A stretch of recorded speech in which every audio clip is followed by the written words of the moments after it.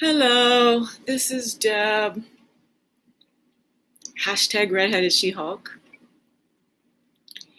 the founder of Hashtag Wellbeing Philosophy. This is just after 12:12 p.m. on my day 12 of fasting. Now, I do a 23:46. So I'll let anyone ever ask what's the schedule. Don't do a schedule. I mean, I'm always just sort of not eating the day two here and there, dialing down the calories. But when I think about 5-7 day fasts, I consider it optimal to have ingest calories every day. I'm working to lose the last 50 pounds here, so 200. When you are taking on such a long undertaking, you can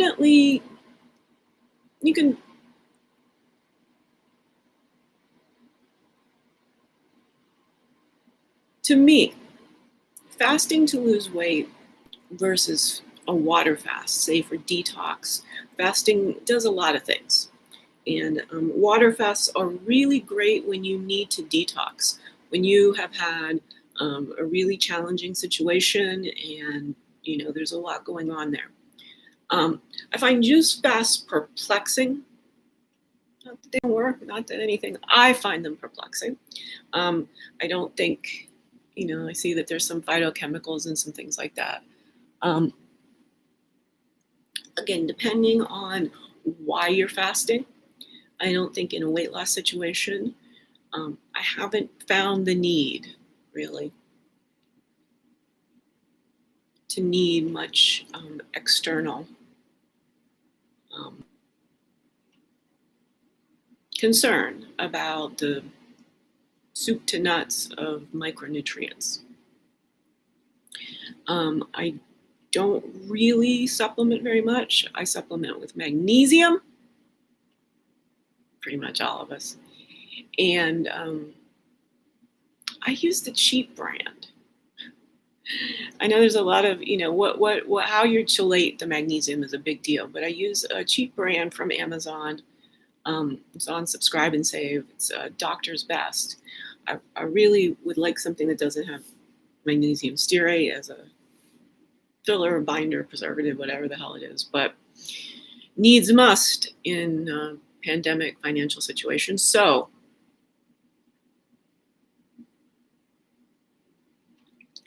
magnesium, I have a bottle of collagen that I've been working on for a long time, so I'll take some of that. I have grass-fed beef liver. That's my multi. And then I take a probiotic, specifically Rhamnosus. I don't know. That sounds very Egyptian to me. But yeah, it is Ram and something, which is, you can Google that. It's one of the things that they find that probiotic is present in lean mice and absent in obese mice. So, Julio, need a probiotic anyway.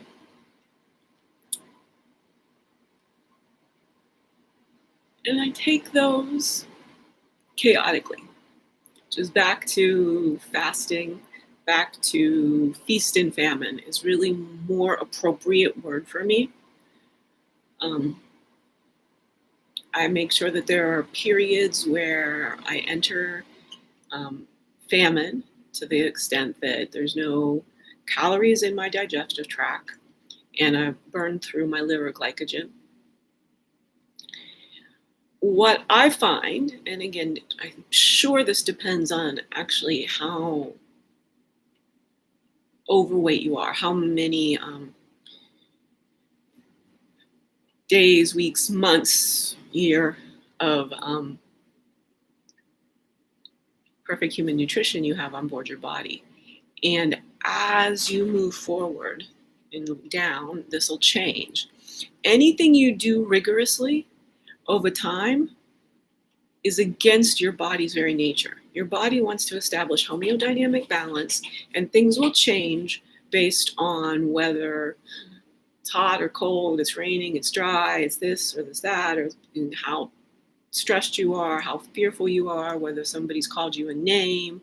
All of these things start to cause your body to have challenges. And so the rigorousness of both diet and exercise as we currently think about them, it's bogus.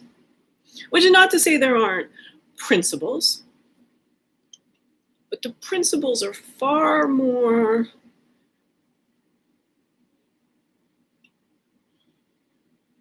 about baseline, not entering a taxing state. So I really intended to do a 7-day fast. I've done 7-day fast now, probably, and again, it's so funny, I've forgotten, but probably over the 15 months of losing 150 pounds, probably 3 to 4, maybe 3, 7, 4 or 5 days, something like that. I just really do try to put in a fast. But losing weight costs a great deal of metabolic energy, especially when you are twice, really 3 times the size in some respects that you should optimally be. Your fascia, it builds this sort of mast and sail way to carry all this extra weight. And the extra weight, again, I was morbidly obese since I was an infant. So my whole development was at a larger size. So I was very integral. My structural integrity was never challenged. I think if, as an adult, you put on a substantial amount of weight, you're going to have a lot more problems than somebody who was that way from childhood. This both metabolically, but absolutely, I feel like this would present more of a structural, biomechanical, postural challenge to put on a great deal of weight after you've already reached, maturity.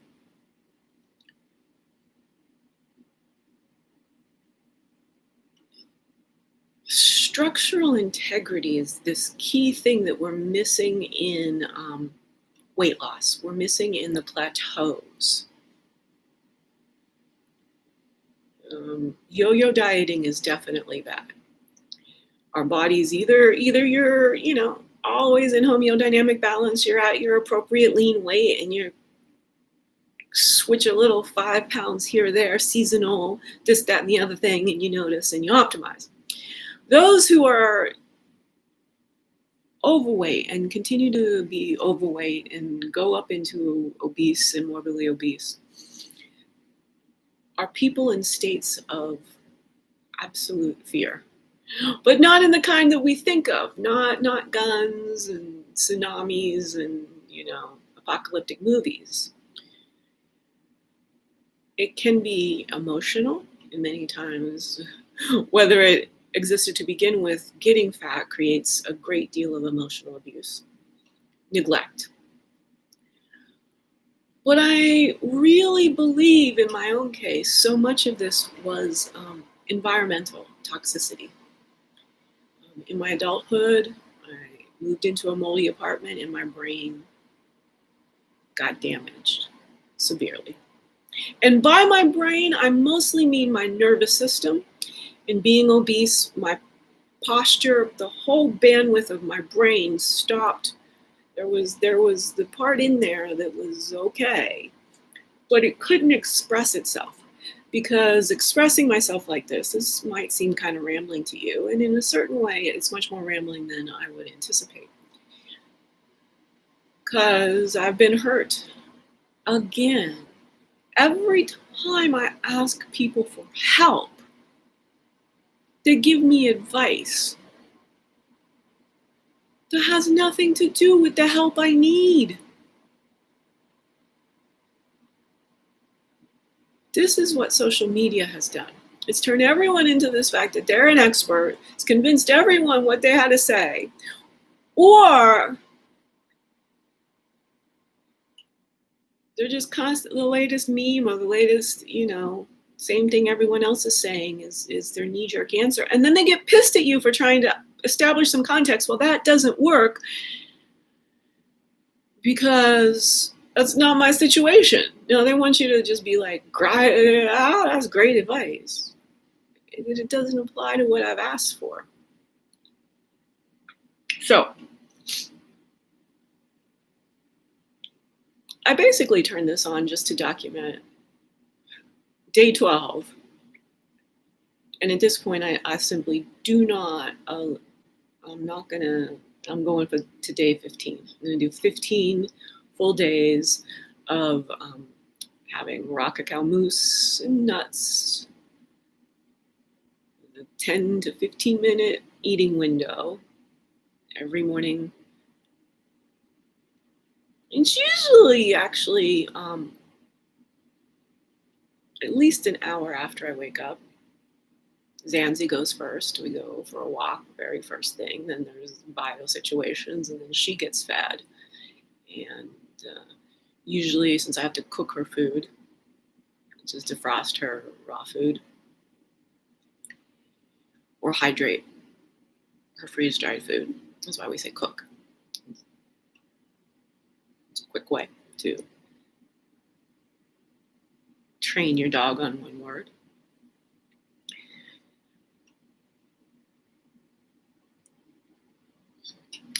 I'll come in and start clocking into LinkedIn. And I'd often get distracted. At one point over the weekend, it was 10 a.m. before I went to get my food. So that was a great day in fat loss, most assuredly. And the next day, probably not so much. But the thing is again, this 24-hour, that may indeed be our sun, our sleep, but I don't think we actually need to eat in a 24-hour clock. Or if we do, sort of once. But that's in the model, again, that I have a feast and famine. I talked about the fascia, talked about all of the biomechanics. Changing your body 60 inches around down to more like 36 inches around is an enormous undertaking. And it requires periods of substantial caloric intake to deal with the downstream effects of the loss of fat. Again, I do not have any loose skin. As a nearly 52-year-old woman. Now, there are points in time. So what's happening here is, again, is the fat drains and it goes to certain places and it pulls. I could use my tuning forks to address this, but this is really a sign, and there's this happening on my arms and in various places. This is actually a sign of being in a state of weight loss. When some of the cellulite, and again, the sort of cottage cheesy, is actually because what happens is bit by bit, so some of the hydration, you start to go, molecule by molecule in some ways. As this fat evaporates, there's a gap. And, I don't think I've ever heard anyone actually talk about what this process entails, right?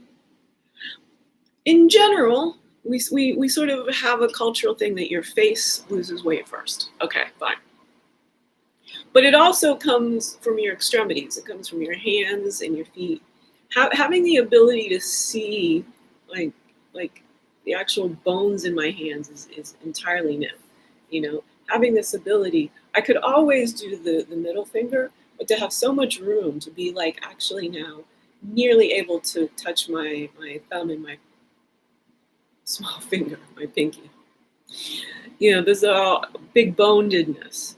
I'm not big boned at all. I think that again, some of these measures show rather thin boned, and will be quite lean and muscular wherever I end up. But I have to keep going. This is a multi-threaded conversation.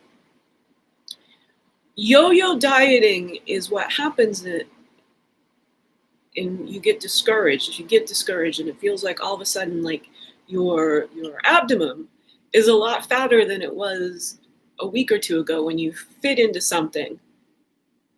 It's the case because somehow, some way, like how our body doesn't just burn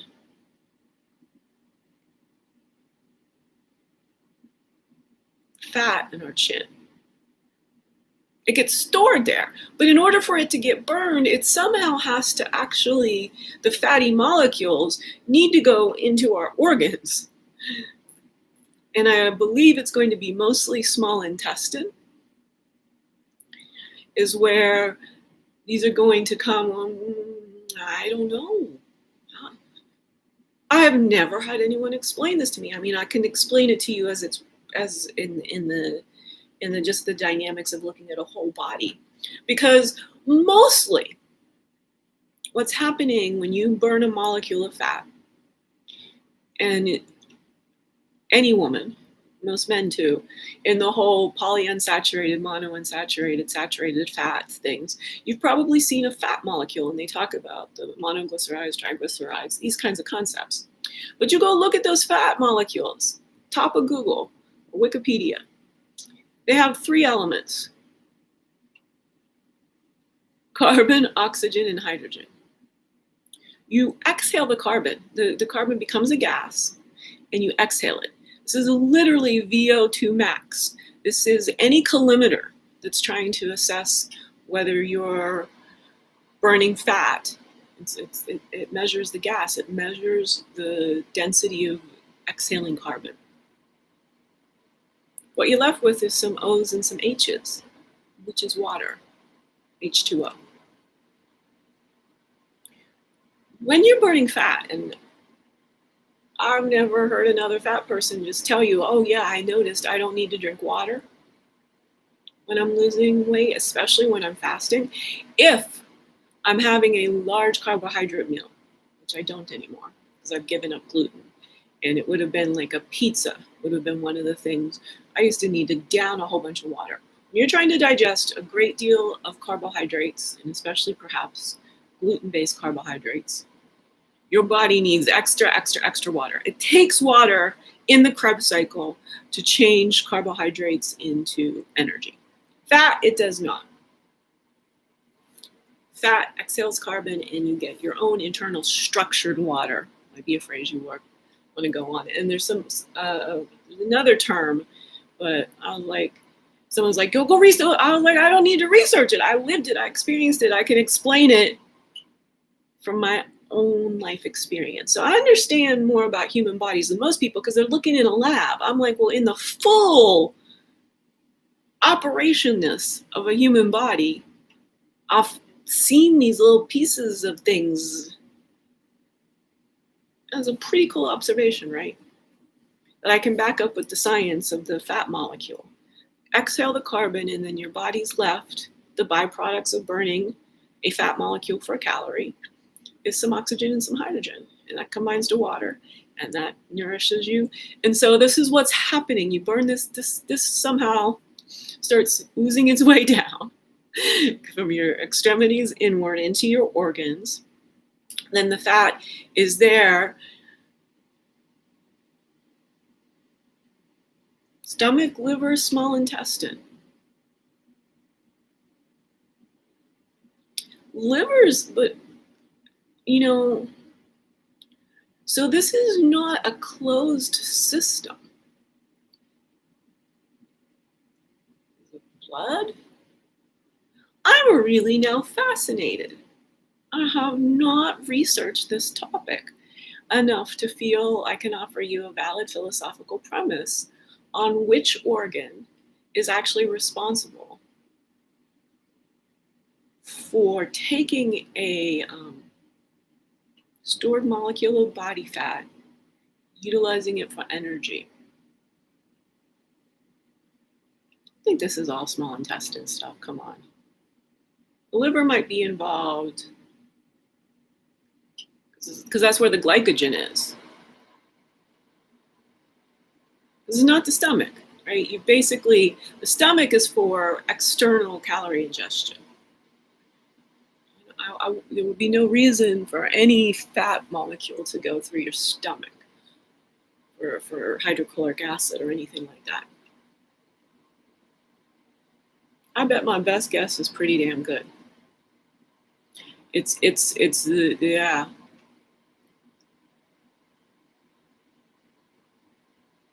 But I'm back to the Krebs cycle. So even when you're eating,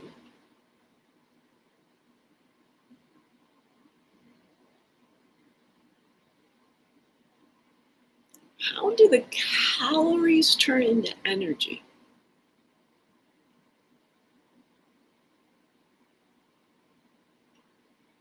So rock back and forth on my yoga ball. So, saliva starts to break it down, tells the pancreas if there's a lot of carbohydrates, so it gets some insulin, it goes to your stomach, all the big particles get chomped down, then your small intestine is where the nutrients are extracted.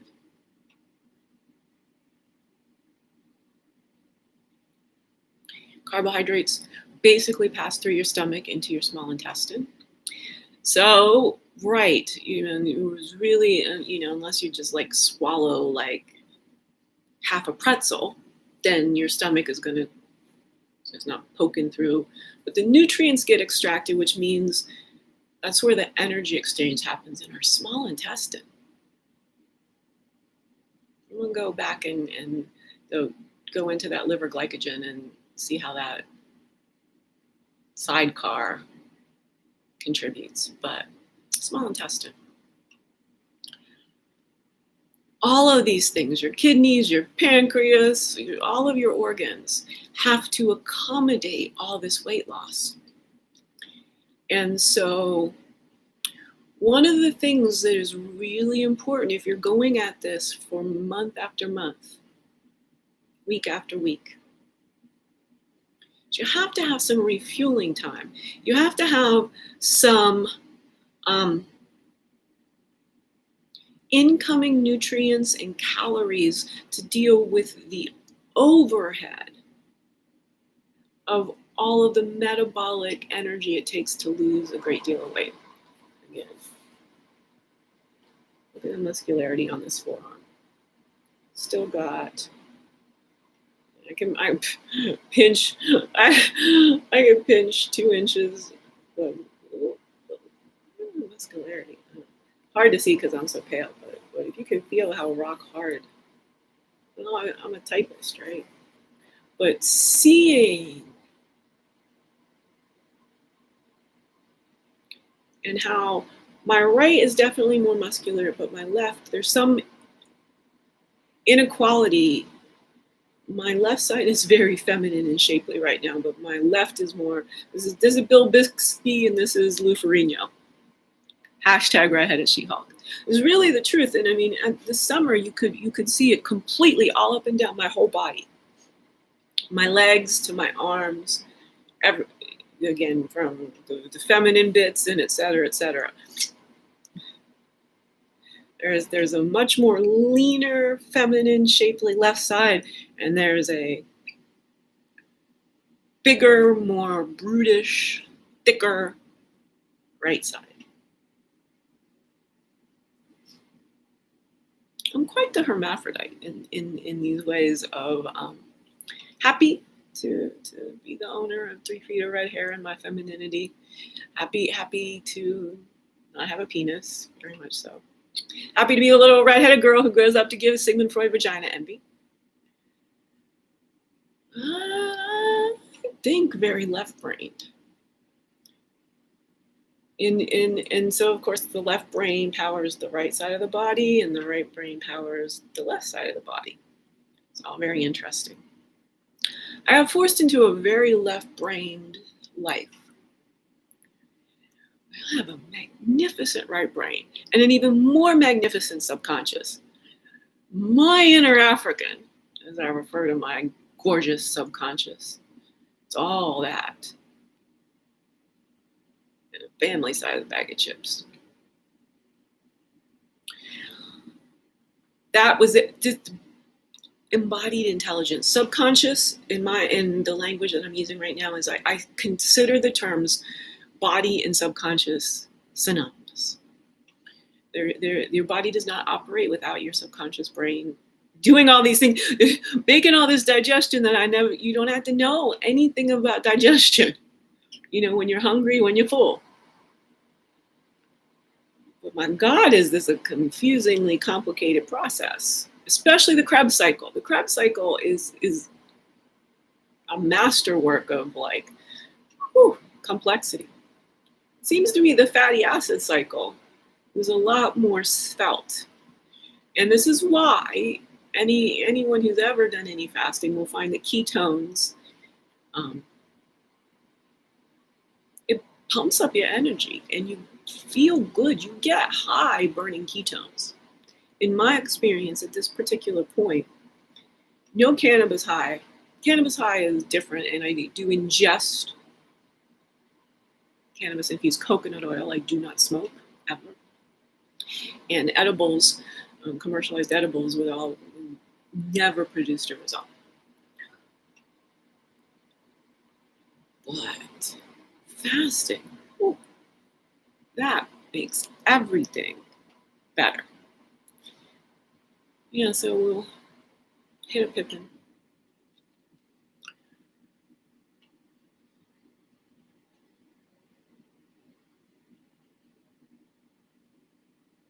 Practicing these Socratic monologues, catching where I seem to lose my train of thought, but then as far as I'm concerned, it's almost always for purpose. It's almost always coming back and saying, oh, but this is another and another. It seems like a tangent, but I can draw them all back together. You have to understand biomechanical functioning in order to understand why losing weight is a very metabolically expensive process. You're literally tearing down your body, and every cell of your body, and again, we exchange them in certain time frames. But when you're losing weight and you used to be this big and now you're this big, that process of utilizing that fat has to get from here to an organ that can create energy from it. How does a fat molecule get from my forearm to be burned from energy? How does it move around? How does this happen? I love it. I love it when I challenge myself to something. We accept what the Western medicine men tell us. But if you really think about it, most of this stuff, there are a number of things that just don't make sense about how they say. So standard diet advice is drop down 500 calories every single day until you hit, well,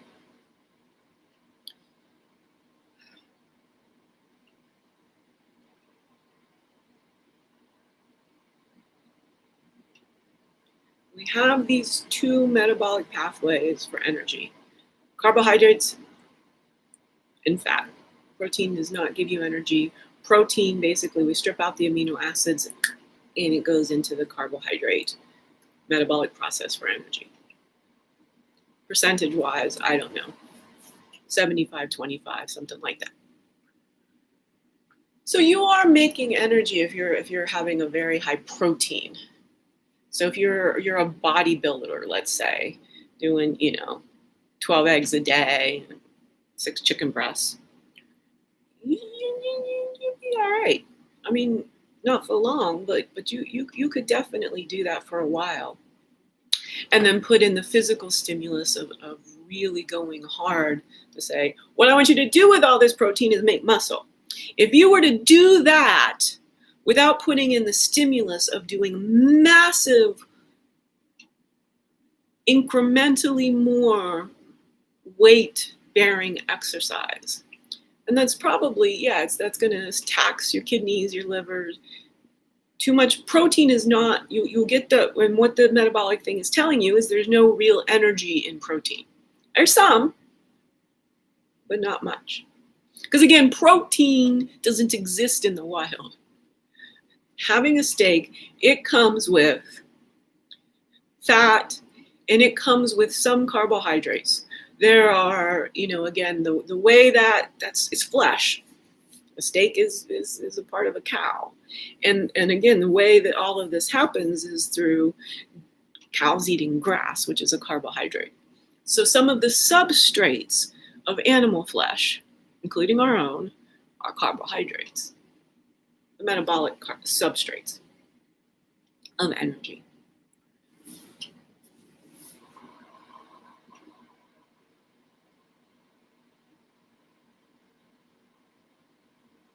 I know 2 minutes left. And how far I'm going to go in this.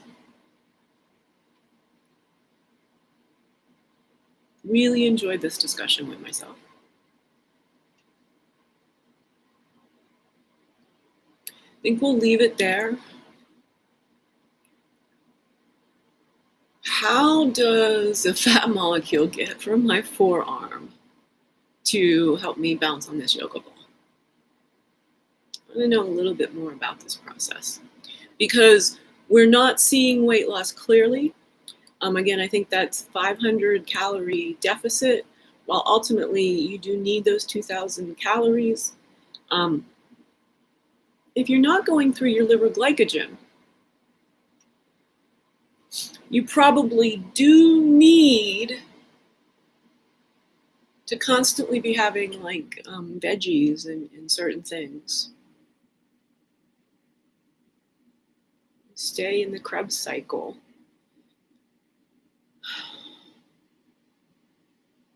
All hypotheses. This has been a fun exercise about doing some on-the-spot hypothesizing. Well, really, actually showing you how I will arrive at the hypotheses that you'll get to hear sometime in the near future, because now I've got some research to do, some real interesting sort of ahas to go find a little Wikipedia. I don't ever go any deeper than that, truthfully. This will be on Wikipedia or a Google search, so that in my performances I can just be like, it's right up at the top. I'm going to parse it together for you better than anyone has ever had. But the basic foundational knowledge, it's all right there for us. We just don't ask the right questions. The lack of intelligence in this world right now as generalists is because we just don't know how to parse all of the expert stuff. It's so experty. We need a philosopher to establish terms and synthesize knowledge. Be well.